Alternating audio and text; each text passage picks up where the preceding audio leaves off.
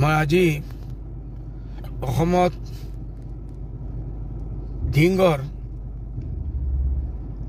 দৰ্শনৰ এটা ঘটনা শুনিলোঁ।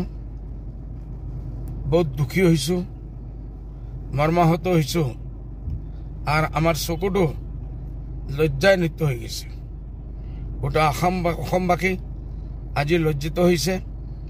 CM-এ কৈছে আৰু 23টা ঘটনা বুজি হৈছে লোকসভা ইলেকশ্যনৰ পিছত। কিয় সেই চব বিলাকৰ ওপৰত কোনো আজিলৈকে এৰেষ্ট হোৱা নাই? মই নিৰ্ভয়া কাণ্ড যেতিয়া হৈছিল, মই পাৰ্লিমেণ্টত ডিমাণ্ড দিছিলোঁ ফাঁচি দিব লাগে।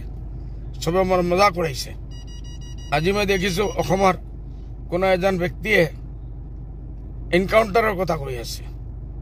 এনকাউণ্টাৰ আপোনাৰ মাৰি দিলে, আছলি মানুহ মৰিল না নকলি মানুহ মৰিলে, এইটো কোনো হিচাপ নহয়। যিমান বাচি বাচি যিমান যাৰ শত্ৰুতা হয় এনকাউণ্টাৰ কৰি শেষ কৰা হয়। ফাঁচি দিলে অন্য জেগাত আৰু 10 লাখ 20 লাখ মানুহে এইটোৰ পৰা এটা সবক ল'ব, ভয় খাব যে আমি এইসব কাম কৰিব নালাগে।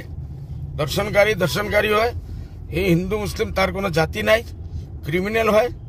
এইসববিলাক মোৰ দাবী হ'ল যিমান জলদি পাৰে মানুহে যেতিয়া চিনাক্ত কৰে বা যাৰ লগত ঘটনা হৈছে বোলে এই মানুহজন আছিল এই ঘটনাত, একদম ফাষ্ট ট্ৰেক লাগাই ফাঁসি দি দিব লাগে। তাৰপিছতে এইসব ঘটনা বন্ধ হ'ব। আজি আমি কেলকাতাত ডক্টৰৰ মামলাৰ পৰা উঠিব পৰা নাই। তাৰপিছত বদলাপুৰ মহাৰাষ্ট্ৰত হৈছে, এইটো হৈছে উত্তৰাখণ্ডত এজন মুছলিম ছোৱালীৰ লগত নাৰ্ছৰ লগত এই একে কথা হৈছে কাম। ভাৰতবৰ্ষত কি চলি আছে আমাৰ? আৰু বিজেপি চৰকাৰত এইসব কাম বেছি থেকে বেছি হৈছে। এইটো আমাৰ লজ্জাৰ কথা, এইটো বন্ধ হ'ব লাগে।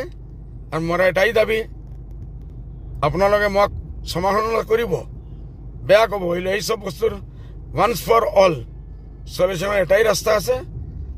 পাব্লিকক ধৰি 1,00,000-2 লাখ মানুহৰ ভিতৰত এনাউন্স কৰি আৰু হাজাৰ হাজাৰ মানুহ আহক আৰু দেশক এইসবক ফাঁসি দিব লাগে।